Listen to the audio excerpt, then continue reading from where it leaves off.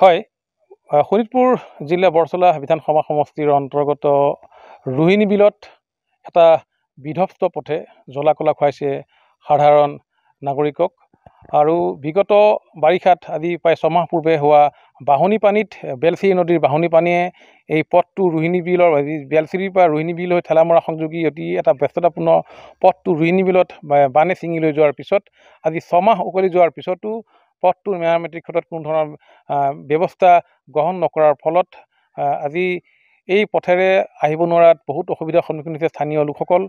মই মোৰ সহযোগীক মই দেখুৱাবলৈ অনুৰোধ কৰিছোঁ। আচলতে এইটোৱে হৈছে যি বৰচলা সমষ্টিৰ ৰোহিণী বিলৰ বানে ছিঙি লৈ যোৱা এটা বিধ্বস্ত পথ। আৰু আজি প্ৰায় ছমাহ পূৰ্বে যি বান হৈছিলে সেই বেলশ্ৰীৰ বাঢ়নী পানীয়ে এই পথটো ছিঙি লৈ গৈছিলে।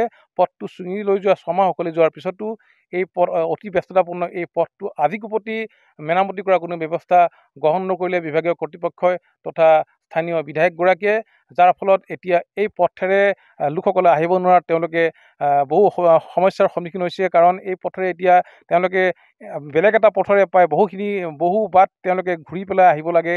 আৰু এই যিহেতু এতিয়া এই পথটোত কোনো ধৰণৰ জৰুৰীকালীন সময়তো এখন এম্বুলেঞ্চ পাৰ হৈ যাব নোৱাৰে, আৰু যাৰ বাবে এতিয়া এইসকল লোকে বহু অসুবিধাৰ সন্মুখীন হৈছে। মোৰ সহযোগী বিষয় দেখুৱাইছে আচলতে এইটোৱেই যি বেলশ্ৰীৰ পৰা ৰোহিণী বিল হৈ ঠেলামৰালৈ যোৱা অতি এটা ব্যস্ততাপূৰ্ণ পথ। মোৰ লগত এগৰাকী স্থানীয় লোক আছে, মই তেওঁৰ পৰা জানিব বিচাৰিম। দাদা, এই পথটো আচলতে বাঢ়নী পানী ছিঙি লৈ গৈছিলে?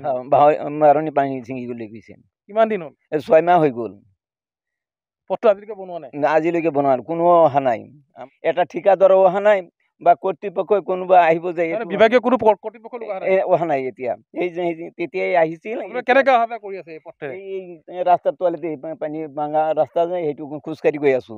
আৰু ইফালে গ'লে সেই ঠেলামাৰা হৈ ঘূৰি আকৌ বেলচুৰি যাব লাগে, ঢেকীয়াজুলি যাব। বহুত দূৰ বাট ঘূৰি যাব লাগে? হয়, বহুত ৰাস্তা ঘূৰি যাব লাগে। এতিয়াতো আপোনাৰ কোনো ধৰণৰ এম্বুলেঞ্চ আহিব নোৱাৰে বা বাইক এখন এইটো ৰাস্তাতে এম্বুলেঞ্চ আহিব নোৱাৰে, বাইক গাড়ীও আহিব নোৱাৰে, এম্বুলেঞ্চ আহিব নোৱাৰে। গেছ চিলিণ্ডাৰ গাড়ী ইফালে আহে, এইটো আহিব নোৱাৰে।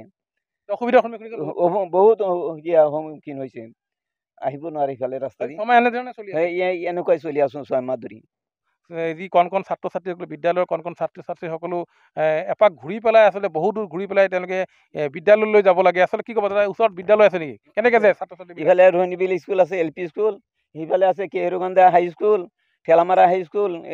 ইফালে তলফালে যাব লাগে, অহা যোৱাত বিৰাট অসুবিধা হৈ থাকে। চব তলেৰে অহা যোৱা কৰি আছে? তলেৰে অহা যোৱা কৰি থাকে, খোজকাঢ়ি যাব লাগে। এই ইয়াৰ ঘূৰি যায়, বহুতো সিফালে ঘূৰি যায়। এনেধৰণে এতিয়া তলেৰেই এই পথটোৰ তলেৰেই লোকসকলে অহা যোৱা কৰিবলগীয়া হৈছে। অতি এক বিপদসংকুল যাতায়াত হ'লে তলত এটা পুখুৰী আছে, সেই পুখুৰীত হয়তো যিকোনো মুহূৰ্তত বাগৰি পৰিব পাৰে, হয়তো দুৰ্ঘটনা সংঘটিত হ'ব পাৰে।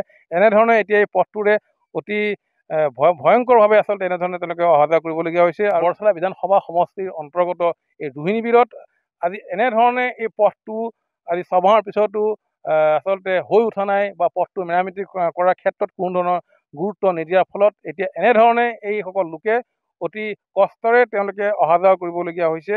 এই অনাগত দিনত আচলতে এই পথটো মেৰামতি কৰি ৰাইজৰ যাতায়াত ব্যৱস্থা সুচল কৰিবলৈ স্থানীয় লোকসকলে আহ্বান জনাইছে।